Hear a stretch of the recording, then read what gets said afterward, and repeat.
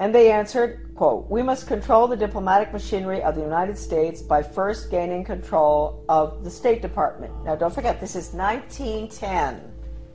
Norm Dodd said that the trustees' minutes reinforced what the Reese Committee had uncovered elsewhere about the Carnegie Endowment, that it had already become a powerful policy-making force inside the State Department. During those early years of the Carnegie Endowment, war clouds were already forming over Europe, and the opportunity for the enactment of their plan was drawing near. History proved that World War I did indeed have an enormous impact on the American people. For the first time in our history, large numbers of wives and mothers had to leave the home to work in war factories, thus effectively eroding women's historic role as the heart of the family. The sanctity of the family itself was placed in jeopardy. Life in America was so thoroughly changed that, according to Norman Dodd, quote, "The trustees had the brashness to congratulate themselves on the wisdom and validity of their original decision," end quote. They sent a confidential message to President Wilson, horrible, listen to this, insisting that the war not be ended too quickly. Carnegie trustee Cleveland Dodge, one of Wilson's financial supporters, had direct access to the president, and as did Elihu Root, endowment president from 1910 to 1925. After the war, the Carnegie Endowment trustees reasoned that if they could get control, here we go, of education in the United States, they would be able to prevent a return to the way of life as it had been prior to the war. And they recruited the Rockefeller Foundation to assist in such a monumental task. According to Dodd, quote, "They divided the task in parts, giving to the Rockefeller Foundation the responsibility of altering education as it pertains to domestic subjects." That was the Southern Education Board they set up. But Carnegie retained the task of altering our education in foreign affairs and about international relations. That would be UNESCO, UN, all that stuff.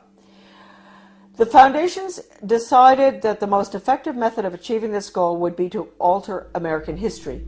So they awarded grants, fellowships, and scholarships to those professors and historians who would rewrite American history and promote one-worldism, humanism, and socialism. By the early 30s, the well-laid plans of the Foundation trustees had reached fruition, and a Reese Committee staff report concluded, 1, that there had indeed been a non-bloody revolution in America between 1933 and 1936, 2, that a certain few foundations had funded efforts to change the beliefs of the American people through education and propaganda, and 3, that these revolutionary changes had been accepted without resistance. To demonstrate how thoroughly American opinion had been changed according to the plan of the foundations, we cite the following historical example.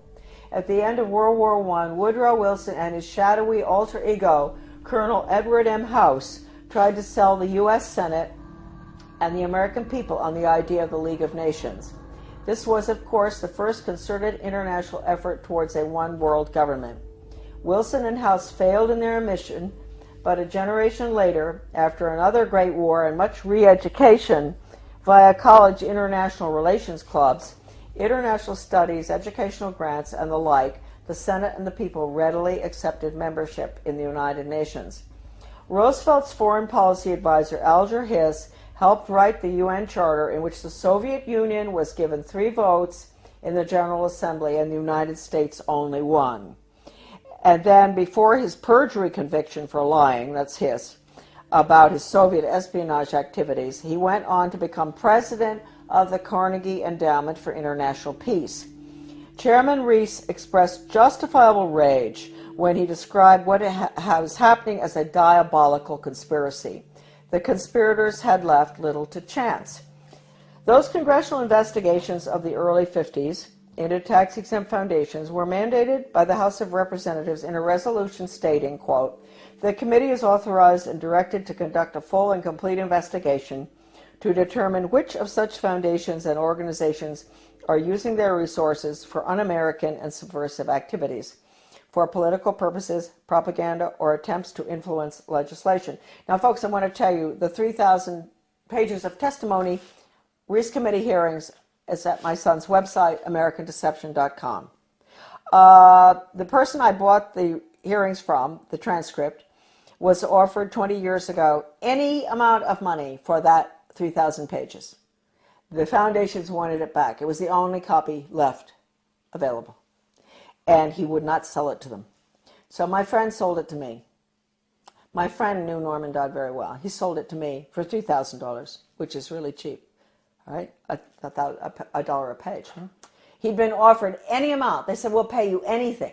You name it, anything. We want that copy. So it's now on the web for everybody to read. All right, now we'll continue. The congressional investigations, right?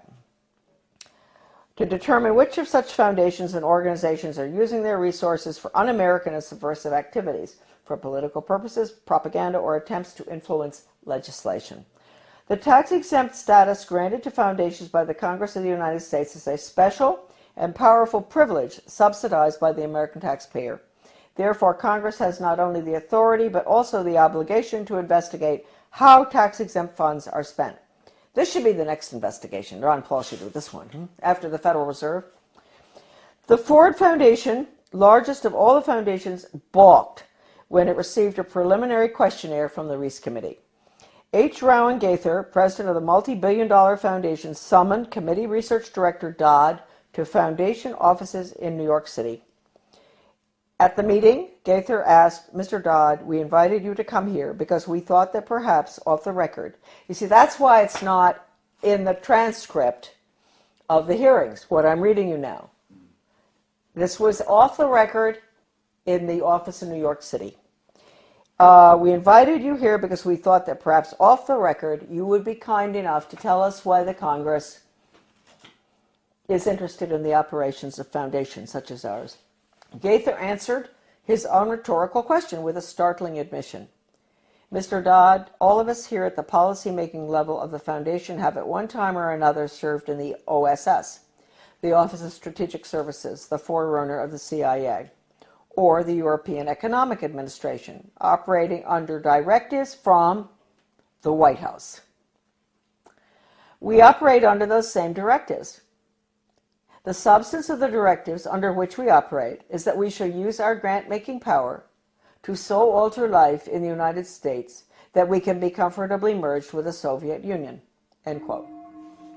Stunned, Dodd finally replied, quote, why don't you tell the American people what you just told me? And you could save the taxpayers thousands of dollars set aside for this investigation. Gaither responded, Mr. Dodd, we wouldn't think of doing that. In public, of course, Gaither never admitted what he had revealed in private. However, on numerous public occasions, Norman Dodd repeated what Gaither had said and was neither sued by Gaither nor challenged by the Ford Foundation. The latest article that I've written with Debbie Niwa, a wonderful researcher, a magnificent person and brilliant, did all the graphics and formatting and a lot of her own research as well on change agents and how they brought Americans to have a totally different mindset using all of the sensitivity training. Debbie had some fantastic research of hers is in that article. As well as at the end of writing it, we came across extraordinary quotes from C.S. Lewis, who points out that if you substitute workforce training for education, that's the end of civilization. It's the end of the human being as an entity opposed to being an animal. It's the end of the human soul. It's the end of the conscience. And we have all of the evidence from educators and change agents, articles saying that the computer is fantastic for changing values.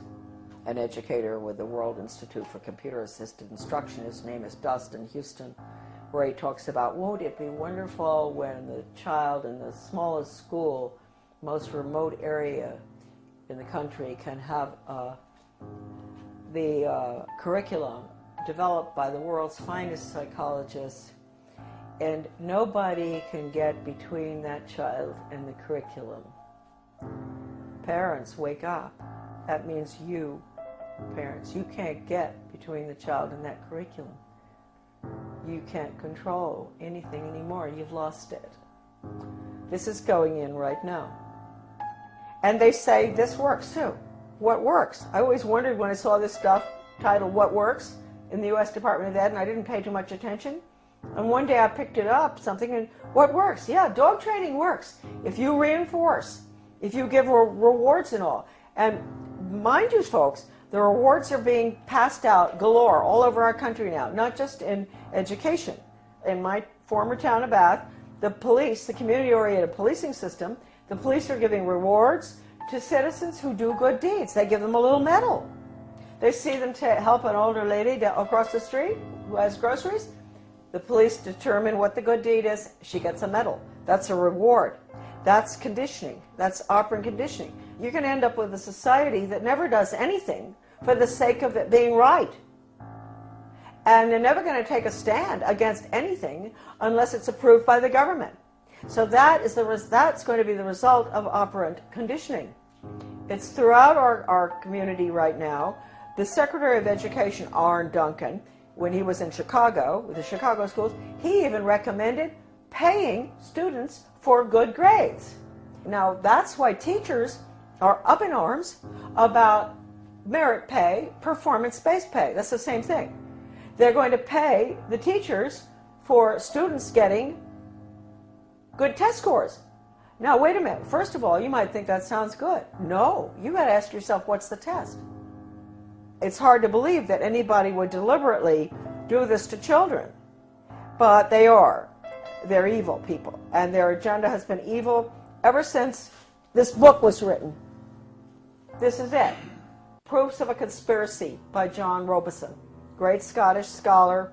Back in 1798, he was a Scottish Freemason, and he went to France and studied, French Orient Masonry, and was so shocked by what he saw, it was so much worse than the Scottish Rite, that he went back and wrote that book, which he actually did give a copy to George Washington. That book is like a global education textbook being used in the American schools right now. It talks about 1798. This is after the French Revolution. Get rid of royalty, get rid of religion, get rid of the family. That's basically what's in the book.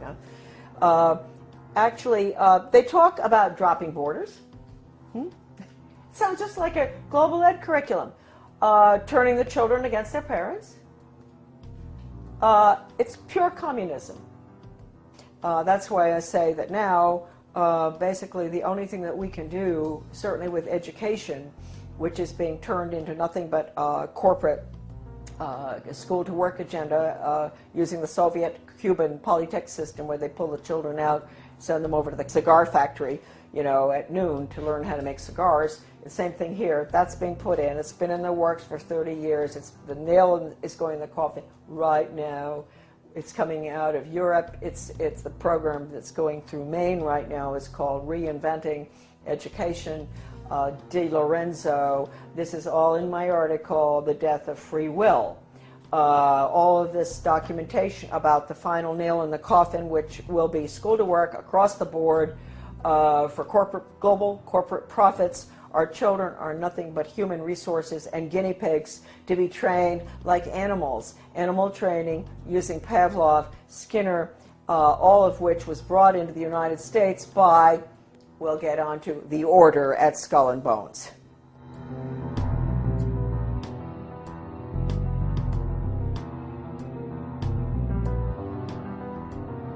Coming soon to PrisonPlanet.tv, part 2 of our in-depth interview with Charlotte Thompson Iserbyt. We will expose the secrets of the Order of Death, publicly known as Skull and Bones. Mrs. Iserbyt's information, obtained from her father and grandfather, who were members of Skull and Bones, was the key intel used in the seminal work by Anthony Sutton on Skull and Bones. In part 2 of this key interview, soon to be released at PrisonPlanet.tv, she will reveal even more information, some of it never before seen or released. Visit Infowars.com and PrisonPlanet.com. When you're on the sites, you can also tune in 24 hours a day to my daily radio broadcast. There's also a free iPhone app to listen to the syndicated radio show when and where you want.